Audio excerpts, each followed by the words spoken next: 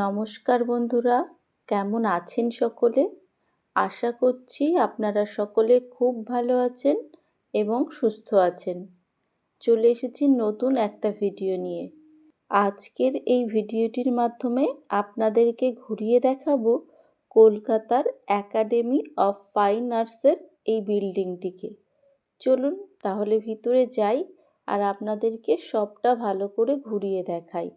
এই academy of fine arts আমাদের কলকাতা শহরের একটি বেসরকারি সাংস্কৃতিক প্রতিষ্ঠান, যেটি প্রতিষ্ঠিত হয়েছিল 1933 সালে।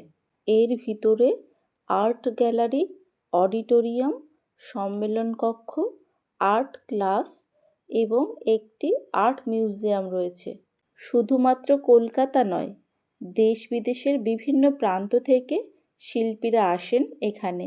শিল্পী ও শিল্পপ্রেমীদের কাছে এটি একটি তীর্থস্থান হিসেবে বিবেচিত। এখানে প্রতিদিনই নতুন নতুন হাতে আঁকা ছবি ও শিল্প ভাস্কর্যের প্রদর্শনী হয়। হাতে আঁকা এই ছবিগুলি মনে হচ্ছে যেন প্রত্যেকটি জীবন্ত এবং প্রাণবন্ত। সত্যি, শিল্পীরা তাদের মানসিক চিন্তাভাবনাকে এত সুন্দরভাবে যে ছবির মাধ্যমে ফুটিয়ে তুলেছেন, তা চোখে না দেখলে বর্ণনা করা আমার পক্ষে একেবারেই অসম্ভব। তাদেরকে মন থেকে অনেক সম্মান এবং কুর্নিশ জানাই।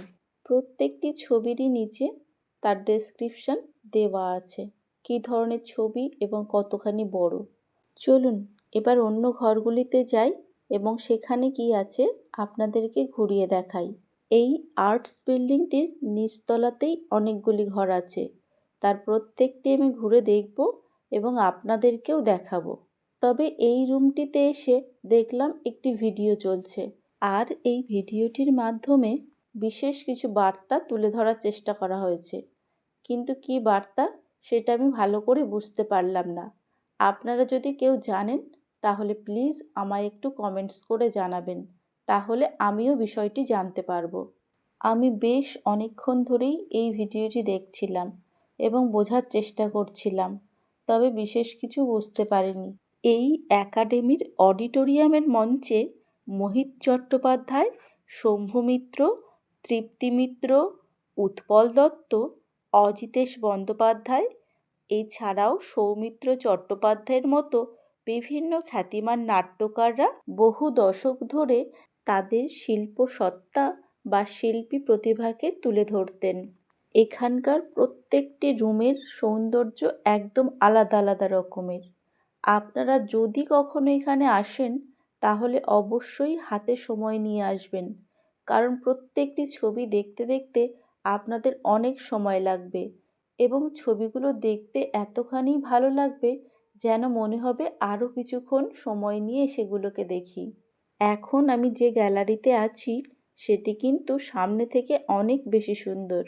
আর হ্যাঁ, আপনাদেরকে একটা কথা একটু বলে রাখি, আপনারা যখন আসবেন তখন দিনের বেলাতে আসবেন, তাহলে এর সামনে সুন্দর গার্ডেনটাও আপনারা দেখতে পাবেন। আর হ্যাঁ, এই আর্টস গ্যালারি কিন্তু সোমবার বাদে প্রতিদিনই দুপুর 12টা থেকে সন্ধ্যে 7টা পর্যন্ত খোলা থাকে। আজকের ভিডিওটা এই পর্যন্ত। ভিডিওটা কেমন লাগলো অবশ্যই কমেন্ট করে জানাবেন। আপনারা সকলে ভালো থাকবেন এবং সুস্থ থাকবেন।